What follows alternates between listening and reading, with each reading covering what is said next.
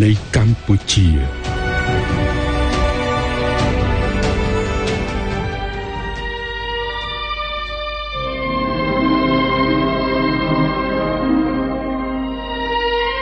ង្គមរាស្ត្រនិយមជាសម័យកាលមួយដែលប្រជាជាតិបានសុខនិងរីកចម្រើននៅក្នុងតំបន់អាស៊ី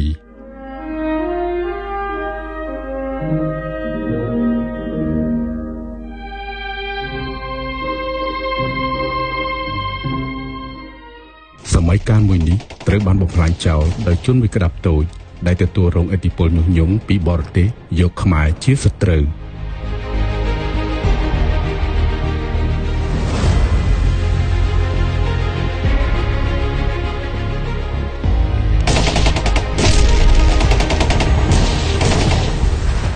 មិនយូរប៉ុន្មានកម្លាំងមួយដែលហៅថាខ្មែរក្រហមបានវាយលុកយកឈ្នះលើក្រុមសាធារណរដ្ឋខ្មែរលន់នល់ពលរដ្ឋបានសម្ដែងការសាទរជ័យជំនះលើរបបសាធារណរដ្ឋមួយនេះដោយយល់ថាភ្លើងសង្គ្រាមត្រូវបានបញ្ចប់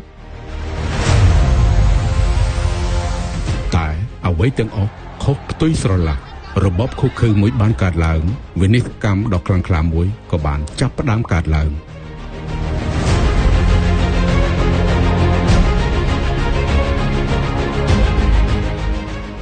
ឆ្នាំ1978ជាគ្រាដែលអិសរាជជនខ្មែរដែលស្ថិតនៅជាយុវជនជំនាន់នោះបានផ្ដួចផ្ដើមបង្កើតជាក្រុមចលនាតស៊ូមួយឡើង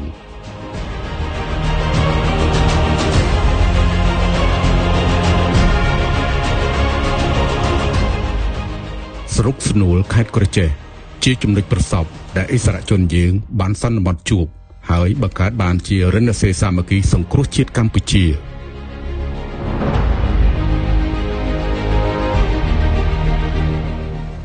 អ្វីបើរបបខ្មែរក្រហមត្រូវបានបង្ក្រាបតែភ្លើងសង្គ្រាមនៅមិនទាន់រលត់ទាំងស្រុងនោះទេ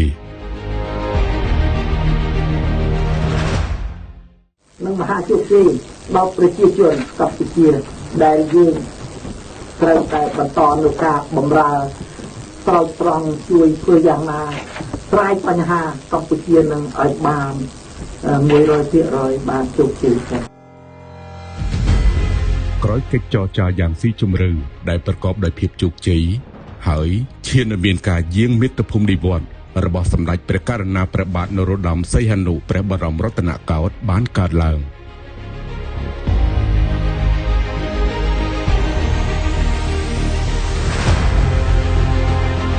ម្ខាងទប់ទល់ការកើតឡើងវិញនៃភ្លើងសង្គ្រាមម្ខាងរៀបចំជំទល់សេដ្ឋកិច្ចឲ្យមានលំនឹង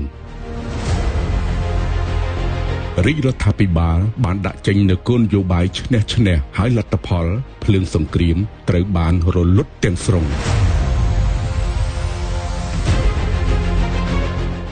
ហេដ្ឋារចនាសម្ព័ន្ធនានាត្រូវបានស្ដារឡើងវិញរៀបចំផ្ដល់សិទ្ធិកាន់កាប់អចលនទ្រព្យជូនប្រជាពលរដ្ឋនិងបង្កើតសន្ទុះនៃការអភិវឌ្ឍប្រទេសធ្វើឲ្យឆាកអន្តរជាតិកាន់តែទទួលស្គាល់លើភាពជោគជ័យនៃសម័យតេជោក្មេងបណិយកម្មនឹងបន្តនៅក្នុងរដ្ឋាភិបាល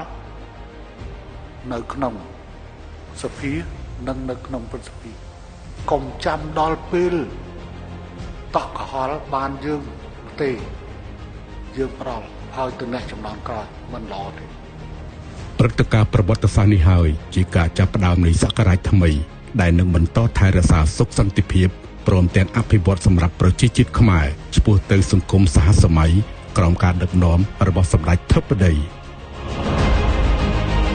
ខ្ញុំនឹងបដូរផ្ដាច់ដឹកនាំស្ថាប័ននីតិប្រតិបត្តិរបស់ជាតិ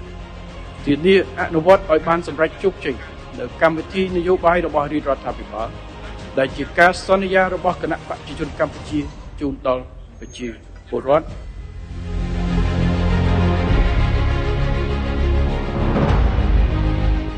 ពលរដ្ឋខ្មែរទាំងអស់ចងចាំជានិច្ចនៅការលះបង់របស់អិសរាជជនខ្មែរគ្រប់រូប